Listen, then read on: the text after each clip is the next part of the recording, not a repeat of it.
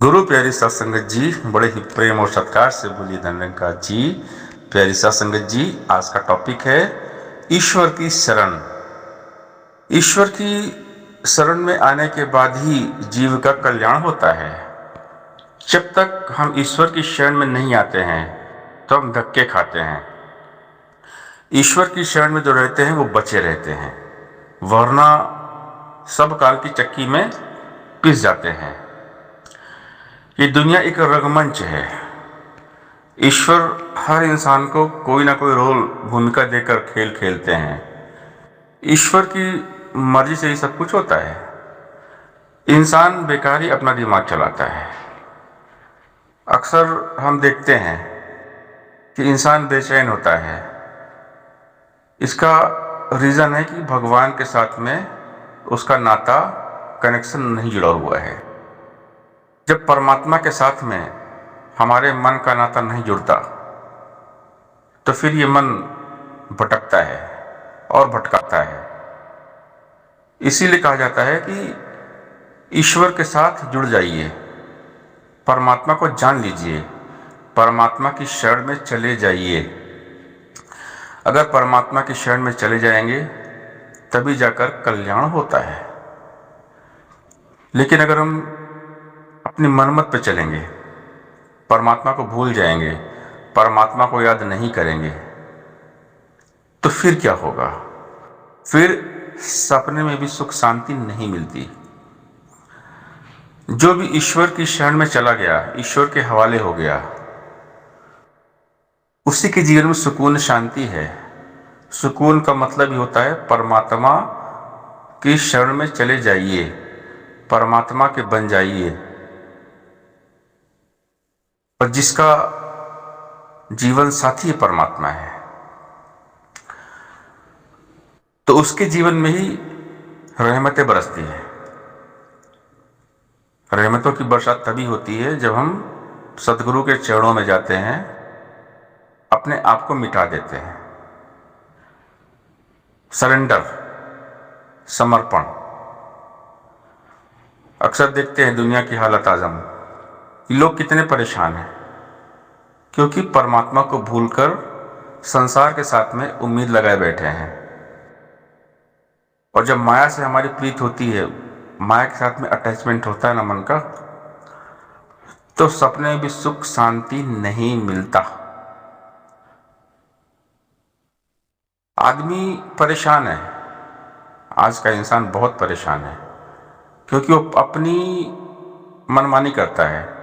जब उसको समझाया जाता है कि आइए भक्ति कर लीजिए, सत्संग में आ जाइए, तो आनाकानी करता है। सत्संग में जाने के लिए आज का इंसान आनाकानी करता है और बोलता है कि मेरे पास तो टाइम ही नहीं है, अभी तो बहुत सारे काम पड़े हुए हैं। और ये भक्ति जो होती है तो अभी ये बुढ़ों का काम है, बुजुर्गों का काम है। जब बुढ़ापा आएगा तब भक्ति कर लेंगे, अभी तो हम जवान हैं, अभी तो खेलने खाने मौज मस्ती का टाइम है। ऐसी धारणा है इंसान की कि भक्ति जो है ये बुढ़ापे में होती है। तो जब बुढ़ापा आता है तो क्या होता है? धीरे धीरे आदमी का शरीर कमजोर होता है, आंखों की रोशनी कम हो जाती है, बाल सफेद हो जाते हैं, दांत हमारे टूटने लगते हैं। जब हाथ पैर हमारे लड़खड़ाते हैं, हाथ पैर कांपते हैं, तो फिर ऐसे हालात में क्या भक्ति करेंगे? भक्ति तो होती है बचपन से। जब हमारा बॉडी पूरा फिट है तो हम चल के सत्संग में चले जाएंगे, सेवा भी करेंगे कि हाथ पैर हमारे सलामत है, हमारी जुबान सलामत है, तो गुरु की महिमा हम गा लेंगे, सेवा सत्संग सिमरन करेंगे। लेकिन अगर मन बीमार है, हमारा शरीर कमजोर है, तो क्या हम भक्ति करेंगे? क्या हम परमात्मा की शरण में जाएंगे? तो परमात्मा की शरण में बाल्यकाल से ही जाया जाता है, बाल्यावस्था, बचपन से ही। इसीलिए आज बाल संगत का निर्माण होता है। हमारे यहाँ बच्चों को ही बचपन से ही बाल संगत में भेजा जाता है कि बाल संगत में बच्चों का नाम लिखवा दीजिए, बाल सेवादल में भर्ती करवा दीजिए, क्योंकि बचपन से बच्चे जिस परिवेश में रहेंगे, जिस माहौल में रहेंगे, तो आने वाला फ्यूचर उनका अच्छा हो जाएगा। क्योंकि बच्चों का जो मन होता है कोमल होता है, बच्चों को हम जिस सांचे में ढालेंगे बच्चे उस सांचे में ढल जाते हैं। तो परमात्मा की शरण में, ईश्वर की शरण में, सदगुरु की शरण में बचपन से ही बच्चों को भेजा जाता है। लेकिन ज़्यादा पढ़े लिखे लोग होते हैं, इंटेलिजेंट होते हैं, अपना दिमाग चलाते हैं। तो परमात्मा का खेल ये इंसान के दिमाग के बाहर है। प्रभु का खेल तो प्रभु ही जाने है, और आदमी इतना समझदार नहीं है कि प्रभु के इरादे समझ पाए। कभी कभी क्या होता है, अच्छे आदमी के साथ भी कभी कभी बुरी घटना हो जाती है, लेकिन बुरी घटना के पीछे भी अच्छाई छुपी होती है, बुराई में भी अच्छाई होती है। जब परमात्मा की शरण में जाते हैं हम, तो परमात्मा हमारे जीवन को सजाते हैं, संवारते हैं।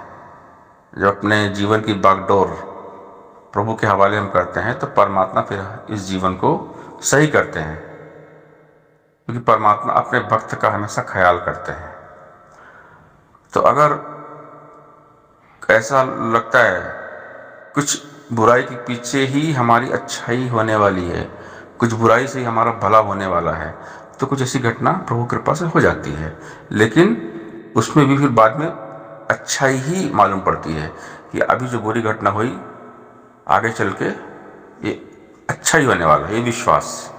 और होता है, अच्छा होता है। जब प्रभु की शरण में जाते हैं ना, तो हर बुरी घटना भी अच्छाई नजर आती है, दुख में भी सुख नजर आता है, हार में जीत नजर आती है, क्योंकि प्रभु की कृपा से हमारा मन बहुत मजबूत हो जाता है, प्रभु पर हमारा विश्वास बना रहता है। और दुनिया में जो भी घटनाएं घटित होती हैं, अच्छा होता है बुरा होता है, प्रभु किसी न किसी को निमित्त बनाते हैं। किसी को यश मिलता है, किसी को अपयश मिलता है, इस संसार का नियम है। अगर यश मिल गया तो प्रभु की मर्जी, अपयश हो गया तो प्रभु की मर्जी। करने वाले सब कुछ प्रभु है, हर घटना प्रभु की कृपा से ही होती है। तो ये बात पल्ले तब पड़ती है जब गुरु की शरण में आएंगे, प्रभु की शरण में आएंगे, ईश्वर की शरण में आते हैं, तब जाकर समझ में आता है कि हर चीज़ जो भी हो रहा है ये परमात्मा की रजा में हो रहा है, परमात्मा की कृपा से हो रहा है। तो फिर भक्त कहीं विचलित नहीं होते, डामाडोल नहीं होते, क्योंकि पूरा विश्वास होता है कि जो भी हो रहा है जीवन में, अच्छा हुआ बुरा हुआ, सुख आया दुख आया, हानि लाभ, कुछ भी हुआ, सब प्रभु की मर्जी, सब प्रभु ही कर रहे हैं। तो ये विश्वास होता है, और जब विश्वास होता है तो परमात्मा तो पूरी तरह से एक समर्पण अपने आप हो जाता है। विश्वास है तो समर्पण है, अगर विश्वास ही नहीं है तो समर्पण कभी हो ही नहीं सकता है। तो जो संत होते हैं, भक्त होते हैं, बिल्कुल बिंदास होते हैं, प्रभु की रजा में जीते हैं। तो ये फायदा होता है परमात्मा की शरण में आने के बाद। अगर हम परमात्मा की शरण में नहीं आते हैं तो धक्के तो मिलते हैं और मन अशांत होता है, गिला शिकवा रहता है, छोटी छोटी बातों में गिले शिकवे हम आते हैं, ऐसा क्यों हो गया, वैसा क्यों हो गया। लेकिन जब परमात्मा के हवाले होते हैं, ईश्वर की शरण में चले जाते हैं, तो ईश्वर हमारे मन को मजबूत बना देते हैं, हर हाल में मजबूती कायम रहती है, परमात्मा की कृपा बनी रहती है। जो भी घटना घट रही है, परमात्मा शक्ति देते हैं, सहने की ताकत, प्रभु कृपा से ही सहनशीलता आती है, फिर हर दुख तकलीफ सहने की ताकत भी आती है। तो जो भक्त होते हैं ना, यही अरदास करते हैं कि प्रभु आपकी भक्ति हम करते रहें, आपको हम ना भूलें। अगर जीवन में कोई दुख तकलीफ भी आपकी कृपा से आ रहा है तो सहने की ताकत देना, क्योंकि हालात बदलते रहते हैं, जीवन है, माया है, माया में हम रहते हैं। लेकिन जब परमात्मा का सहारा लेते हैं, प्रभु का आधार लेते हैं ना, तो सब ठीक हो जाता है। फिर बुराई में भी अच्छाई हम देखते हैं,